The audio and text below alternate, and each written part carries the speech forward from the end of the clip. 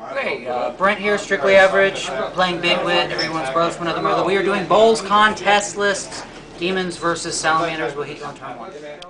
Say hi to the camera, Big Whit. Hi. Okay, this is the table. He let me choose the scenario that we're going to play since this is my practice game for BoLSCon. I'm choosing Pitch Battle, Annihilation. Basically, it's the one that's most difficult for me. Seize Ground with Table Quarters is great. Dawn of War is great for me. Pretty much Pitch Battle, the opponent can set up everything. And of course with Annihilation, my Plague Bearers, their primary role is taken away from me. I also asked Big Whit to bring a Vulkan Null Zone list because again, that's what I feel is the toughest sell for me. Oh, you said Null Zone list? Did you bring Null Zone? No. Well, cancel that last part and let's pretend like he was listening. But anyway, he does have a Salamanders list and we'll move on. Okay, Big Whit's deployed. The only thing reserves are 2 drop pots with dreadnoughts in them. Obviously, one of them will come down on round 1. Vulkan, Terminators, and Tech Marine are in the Land Raider Redeemer. You've got 10-man squads in the Rhinos. Of course, you got your Predators over there. You got Tellian and a 10-man squad and fortified. I'm sorry? 9-man. You got Tellian and fortified snipers in the building. This is actually a little bit of a tough nut for me to crack. Because I rely so much on my beasts for close combat strength, the building I can't get up in there, so I'll have to figure out how I want to tackle that unit. Obviously, they got to go. So let's see what happens. I'm about to drop in. Okay, bottom of 1 is come and gone. I didn't stack the drops. I didn't want to take the chance of getting the non-preferred drop and struggling the entire game. So I kind of split it fairly evenly. 2 Heralds, 2 Demon Princes, 2 units of Fiends, a unit of Tzeentchian, Pink Horrors, and the Plague Bearers. Fat lot of nothing on my drop. The fortified scouts, I took some pot shots at those. Fat lot of nothing. And bottom of 1, here comes the pain. Okay, bottom of 1 is come and gone. I actually didn't lose any models. Lots of wounds peppered here or there. I count that as successful. 2 wounds on the Herald on the left, 3 wounds on the Herald on the right. Still, both of them are alive, and so that's full capacity. Fiends are alive. And over here, I did lose a Pink Horror to the firepower of the Dreadnought, but I love invulnerable saves. What can I say? Tellian squad lit up the DP, knocking 2 wounds into him. Still alive, full capacity. Okay, top of 2 is come and gone. Not terrible, not bad either. Really just consider it movement for position. I did manage to roll a stun result on the Land Raider with a lucky hit from one of the Heralds. Can't move or shoot. Obviously, Machine Spirit's going to mitigate that some. For the run moves for each unit of Fiends, I rolled a 1 and a 2 for the Corn Dogs to spread out. So Big Whit was loving that. Herald over here, a little bit of a sacrificial lamb. I want to force his Land Raider to move if he's going to start disgorging troops.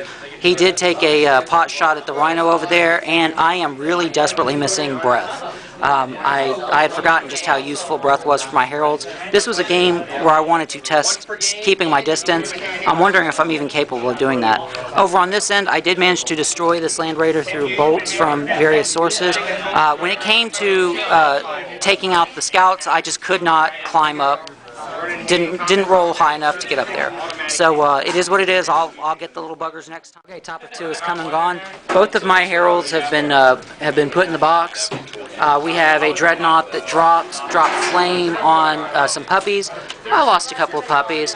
Other than that, I wouldn't say it was a great turn for him. Putting away those Heralds was nice, but hopefully I can make some stuff happen. We're going to the top of 3. Okay, real quick, we had 2 units of Fiends and a Demon Prince on the Land Raider. So after all was said and done, and keep in mind this is auto hit since it did not move. 1 penetrating hit, a whole bunch of yeah. I'm microwaving my dice. Big Whit's over there bitching right now, and glancing. So I roll a 5 on the lone penetrating hit, bust that bad boy open. Still, not as terrible as I expected, but I also can't count on getting 2 units of Fiends and a Demon Prince on it. So Land Raiders, I think, are still going to be the biggest Achilles heel.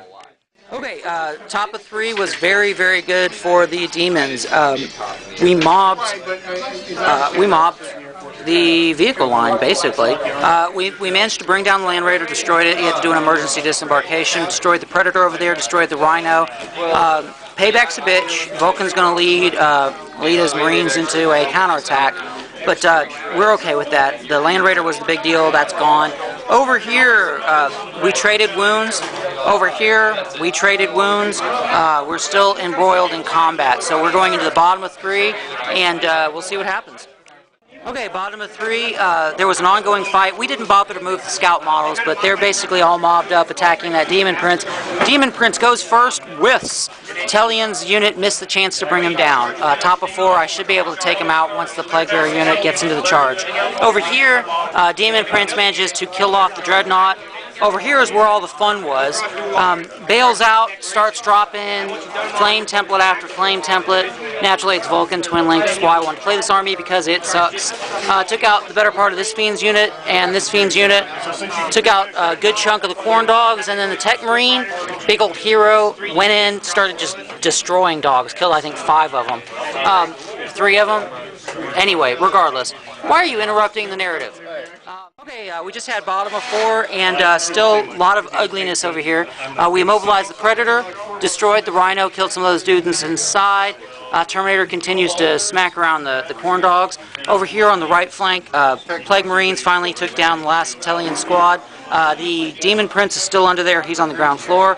Over here, you know, fat lot of nothing, moving, blah, blah, blah, blah, blah, blah, blah. The unit that was right here, we dropped a deuce on them through breath. They ran off the board, destroyed.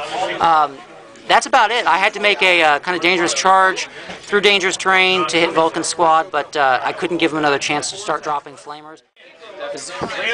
Alright, I asked Big Whit to move his little Whit because I know the last thing you guys want are crotch shots in these videos. Anyway, I've really been missing breath on the Heralds. Vulkan's squad has beat the crap out of the Fiends. The Tech Marine is just continuing to put wounds on Karnak's squad. Karnak is the only one left. Over here on the right flank, guys are slowly but surely moving over, and really we're going into top 5, and it's turning still into just sort of a grind, seeing how many points we can squeeze. So here we go, top of 5. Okay, top of 5 was good. I wasn't able to get the assaults off, but you know, my shooting was rather effective. Karnak and the Tech Marine finally killed each other off in the close combat. Heralds and Demon Princes from everywhere basically lit into Vulkan's squad. Bolts were enough to start forcing cover saves, which he started failing.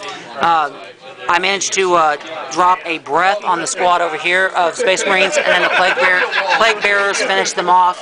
We're going into the bottom of 5. He's got a Predator that can't shoot, Vulkan, and 1 lone Terminator. I think we're just about done.